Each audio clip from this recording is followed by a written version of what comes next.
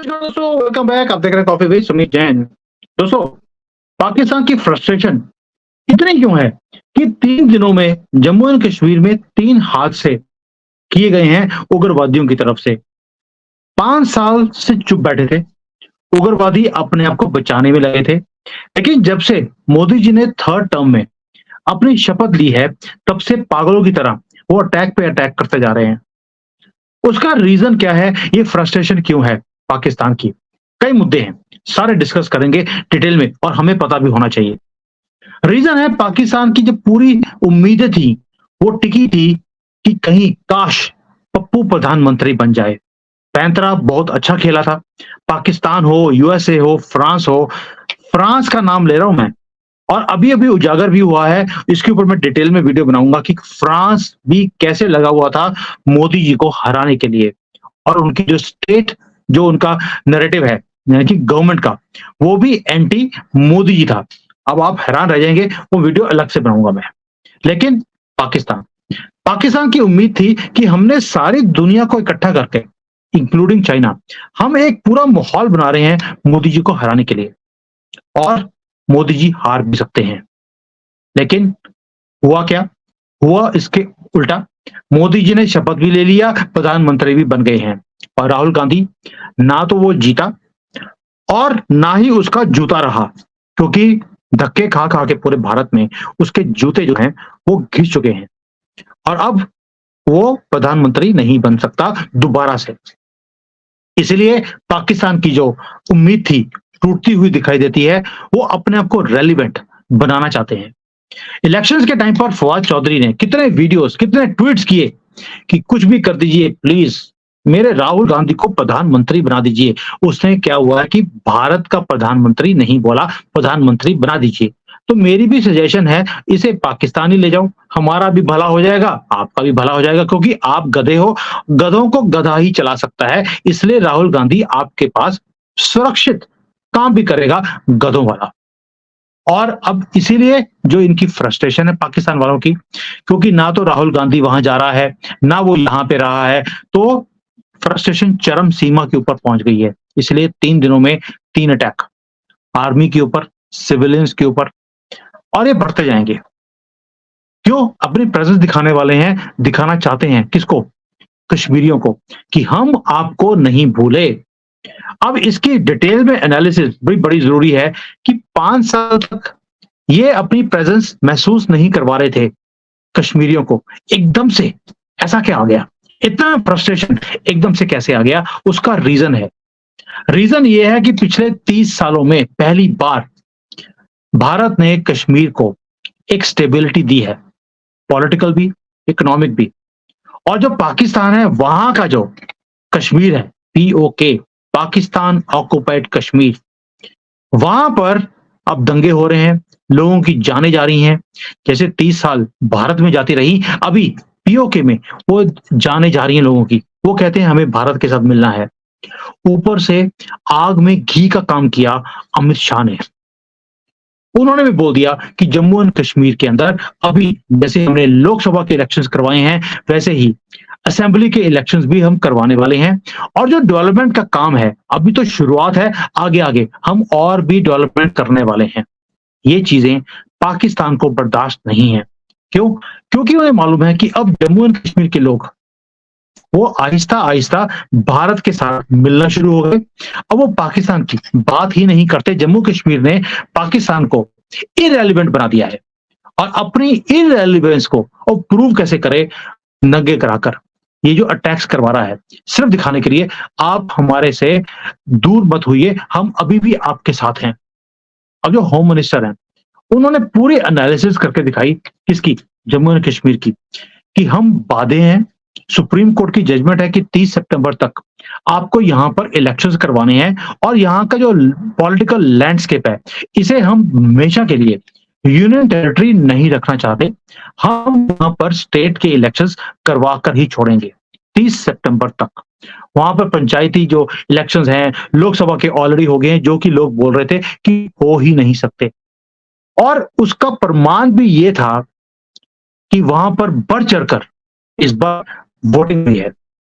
Voting भी पूरी percentage है, पहले क्या होता था कि 7-8% पर वोटिंग होती थी, इस बार 50% से ज़्यादा है। और दूसरी तरफ जो वहाँ के पप्पू एंड चप्पू थे, यानी कि महबूबा, उमर, ये दोनों हार गए हैं वहाँ पर। कहाँ से? कश्मीर से। यानी कि वहाँ के लोगों ने बता दिया कि हम ये पप्पू-चप्पू के साथ अब नहीं चल सकते, हमें भी यहाँ पर सुख शांति से रहना है। ये सारी चीज़ें भी पाकिस्तान को एक सिग्नल सिग्नल जा रहा है कि पाकिस्तान दूर रहो हमारे से, ना तुम्हारे पप्पू-चप्पू चाहिए, ना तुम्हारे उग्रवादी चाहिए। हम सुख शांति से यहाँ रहना चाहते हैं। इसीलिए नींदें उड़ी हुई हैं पाकिस्तान की। और जब नींद उड़ी होती है उनकी, तो 2-4 कॉकरोच इधर भेज देते हैं गन डालने के लिए। और जो हमारे होम मिनिस्टर, ये भी कहाँ से हटने वाले हैं। इन्होंने भी सबको बोल दिया, जिसने यहाँ पे इलेक्शंस को कंटेस्ट करना है, आप आइए। और सबने बोल दिया कि हम यहाँ पर इलेक्शन में पार्ट लेने वाले हैं। किस-किस ने बोला है? ये सिर्फ ये नहीं है, जैसे अभी लोकसभा में हमने अनंतनाग, श्रीनगर, बारामूला, ये 3 जो कॉन्स्टिट्यूएंसीज़ हैं कश्मीर की, तीनों में इलेक्शंस करवाए और पीसफुली इलेक्शन हुए हैं वहाँ पर। ये कितने सालों के बाद हुआ है? शायद 30 सालों के बाद। पाकिस्तान कभी सपने में भी सोच नहीं सकता कि ऐसा काम हो सकता है। और लोग वहाँ पर खुश थे कि हम बीजेपी के साथ खुश हैं, क्योंकि उन्होंने हमारी ज़िंदगियाँ चेंज कर दी हैं। और इंडियन कॉन्स्टिट्यूशन वहाँ पर इम्प्लीमेंट हो रहा है। कहाँ पर? मैं कश्मीर के अंदर बता रहा हूँ कि वहाँ पर इंडियन कॉन्स्टिट्यूशन की सारी चीज़ें एक-एक करके इम्प्लीमेंट हो रही हैं। और जो मेन पार्टीज़ थी, नेशनल कॉन्फ्रेंस हो, वो पीडीपी हो, पीपल्स डेमोक्रेटिक पार्टी, वो कांग्रेस पार्टी हो, इन्होंने तो पार्ट लिया ही है। अभी जो स्टेट इलेक्शंस हैं, उसके अंदर जो वहाँ के मिर्वैज़ फारूक हैं, हुर्रियत वाले, वो भी कोशिश कर रहे हैं कि वो इलेक्शंस को बॉयकॉट नहीं करेंगे। ये सबसे ज़्यादा क्रूशियल पॉइंट है, जो पाकिस्तान को तंग कर रहा है, जिसके लिए मैं ये वीडियो बना रहा हूँ। उन्होंने भी थोड़ा-सा इंडिकेशन दिया है कि हम इस इलेक्शंस को बॉयकॉट नहीं करेंगे, हम पार्ट बनना चाहते हैं। और ये कौन लोग हैं? ये वो लोग हैं जिन्होंने जमात-ए इस्लामी वहाँ पे बनाई हुई थी। और जो आपको याद होगा, अली शाह गिलानी, जब वो मरा था, जिसको रात को 12 बजे दफना दिया गया, पता भी नहीं कहाँ गया है। उसी का बेटा जो है, अभी वो इस पार्टी को चला रहा है और ये फंडेड रहा है हमेशा से पाकिस्तान की आईएसआई की तरफ से, कि तुम कश्मीर में लोगों को रिक्रूट करो और उन्हें टेररिस्ट बनाओ। लेकिन जो मिर्वेज़ है, जेल में है और इसे लगता है कि भई मैं जो काम कर रहा था, उसमें मेरा फ्यूचर क्या है? नस्लें खराब होगी हमारे स्टेट की, बच्चों की, लेकिन मिला कुछ भी नहीं। और हो सकता है कि अभी वो अंदर जेल में बैठकर वो सोच रहा होगा कि मैंने क्या किया, और कंपैरिज़न कर रहा होगा भारत के कश्मीर का पीओके के साथ। क्या दिखता होगा उसको? आटे की लाइन में लगे हैं वो लोग और यहाँ पर फ्री में मिलता है सब कुछ। तरक्की कितनी है, 1 करोड़ से ज़्यादा लोग घूमने गए हैं कश्मीर में। वो वहाँ पर पैसा खर्चने ही गए हैं लोग, और पैसा किसके पास जा रहा है? लोकल लोगों के पास। तरक्की है हर जगह पर। और यही जो सारी चीज़ें हैं, ये मिर्वेज़ को भी रीअसेसमेंट करने के लिए मजबूर कर रही है कि भई ग्राउंड रियलिटी क्या है? यहाँ के लोग क्या चाहते हैं? वो फाइनेंशियल, इकोनॉमिक जो क्राइसिस में रहते थे, आज सुख शांति से वो रह रहे हैं। तो ये जो सारी चीज़ें हैं, इससे एक चीज़ और भी हुई है। सऊदी अरेबिया, मिडल ईस्ट जैसी कंट्रीज़ जो हमेशा कश्मीर के ऊपर पाकिस्तान का साथ देती थी, अभी उन्होंने भारत का साथ देना शुरू कर दिया है। भी अगर ऐसी बड़ी-बड़ी ताकतें, मुसलमान उम्मा की कंट्रीज़ भारत का साथ देती हैं, मुझे भी किस तरफ अपना रुख मोड़ना चाहिए। इसीलिए अब उसने पीओके और जब कश्मीर का जब कंपैरिज़न किया है, उसे समझ आ गया, अब मेरा जो पॉलिटिकल फ्यूचर है, वो भारत के साथ है, उनके साथ नहीं है। इसलिए वहाँ पर भारत के झंडे पीओके के अंदर भी हैं और हमारे कश्मीर में तो भारत के झंडे दिखते ही हैं हर जगह पर। मैं जाकर देख कर आया हूँ, हर जगह पर बिल्डिंग पे आपको भारत का झंडा दिखता है। तो दोस्तों, ये एक रीज़न है कुछ, जिसके कारण आजकल पाकिस्तान की तो नींदें हराम है।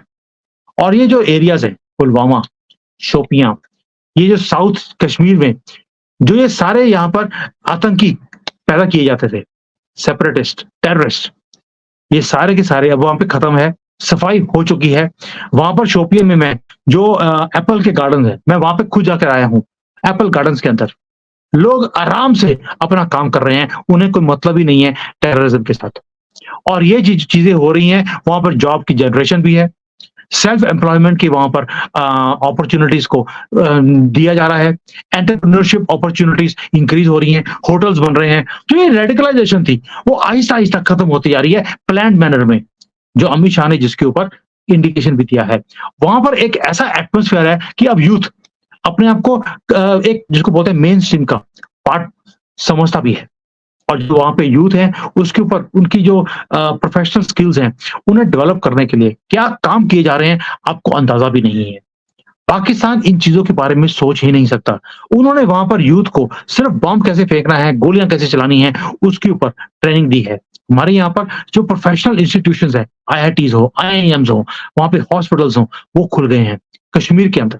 अब पहले ये जो कश्मीरी थे, वो जाते थे जवाहरलाल नेहरू यूनिवर्सिटी में। अब आप समझ गए होंगे, ये जवाहरलाल नेहरू यूनिवर्सिटी में जाएँगे, तो वहाँ पर तो नेगेटिव पॉलिटिकल ओरिएंटेशन ही होती थी इन लोगों की। अब वो भी बंद हो गया है। उन्हें जाने की ज़रूरत ही नहीं पड़ती क्योंकि जो डिग्री है, degree colleges, universities, medical colleges वो सारे के सारे स्टेट के अंदर ही बना दिए हैं, ताकि ना ये जाएँगे जवाहरलाल नेहरू यूनिवर्सिटी में, ना वहाँ पर जिहादी बनेंगे। क्योंकि नेहरू ने काम ही सारा तुष्टीकरण का किया और इनकी नस्लें खराब करने के लिए गांधी फैमिली खुद रिस्पॉन्सिबल रही है। अब जैसे-जैसे ये वहाँ से बाहर निकलते जा रहे हैं, बंदे के पुत्र बनने शुरू हो गए हैं, कश्मीरी भी। और जैसे-जैसे ये और मेन स्ट्रीम में आते रहेंगे, तरक्की देखते रहेंगे और होम मिनिस्टर ने एक चीज़ और बोल दी कि जो डेवलपमेंट के प्रोजेक्ट्स हम कर रहे हैं, ये तो शुरुआत है। इसके बाद और क्या कुछ हो हम करने वाले हैं, आपको अंदाज़ा भी नहीं है। और 30 सितंबर के बाद जैसे ही वहाँ पर लोकल गवर्नमेंट बन जाएगी और वहाँ पे जो ये सारा भ्रम फैलाया जा रहा है कि हम जो भारत की गवर्नमेंट है, वो वहाँ पर मुसलमानों को कम करके हिंदुओं को बसाने वाली है। ये भ्रम भी टूट जाएगा। यानी कि जितना प्रोपेगेंडा पाकिस्तान अब तक करता रहा कश्मीर के नाम पर, वो ध्वस्त होता दिखाई देता है पाकिस्तान को। इसीलिए ये बौखलाहट में उन्होंने ये काम करने शुरू कर दिए। दोस्तों, ये जो सारे काम हैं, इसको करने के लिए 4-5 साल लग गए हमारी गवर्नमेंट को और उन्हें समझने के लिए 5 साल लग गए कि भारत ऐसे काम करता कैसे जा रहा है। उनको लगता था कि वहाँ पर जो यूथ है, वो दोबारा से वहाँ पर पत्थर उठाएगा, नहीं उठाए। गोलीबारी करेगा, नहीं किया। इसलिए वहाँ से कॉकरोचों को भेजा गया, यहाँ पर गवर्नमेंट को तंग करने के लिए और एक मैसेज भेजने के लिए कश्मीरियों को कि आप हिम्मत मत हारिए, हम आपके साथ हैं। अब आप बताइए बीजेपी या मोदी गवर्नमेंट इसका जवाब कैसे देना चाहिए? मुझे कमेंट्स में आप लिख देना, आप क्या चाहते हो कि पाकिस्तान को भारत की गवर्नमेंट किस तरह से जवाब दे? मैं इसके ऊपर बहुत वीडियोज़ बना चुका हूँ, अब मैं इसके ऊपर बोलना नहीं चाहता हूँ। लेकिन जो मेरे लिए सबसे सुखद जो चीज़ है, वो है मीरवैस, वही गिलानी जो अपने आप को सेपरेटिस्ट बोलता था, आजकल पॉलिटिकल सर्कल्स में वो बातें शुरू हो गई हैं कि मैं भी असेंबली इलेक्शंस लड़ना चाहता हूँ। इसके बाद ये जो सारी चीज़ें हैं, ये और दिलचस्प बनने वाली हैं पॉलिटिकल सिनेरियो में। क्योंकि जो मेन स्ट्रीम पॉलिटिकल पार्टीज़ हैं, उन्होंने देख लिया कि कश्मीरी लोग उनके साथ नहीं हैं और जब ये इलेक्शंस देख लिया उन्होंने कि फेयर है, कोई भी धांधली नहीं हुई है, ना ही हो सकती है। तो वहाँ पर मीरवैस का एंटर करना, ये भी आप बता देना मुझे, इज़ अ गुड न्यूज़ और अ बैड न्यूज़। लेकिन मेरा जो अपने अभी तक मुझे अंदर से जो थिंक टैंक्स हैं, जो मुझे इन्फॉर्मेशन मिली है, वो मीरवैस का भी जो दिल है, दिमाग है, वो दुरुस्त हो चुका है अपने फादर की डेथ के बाद।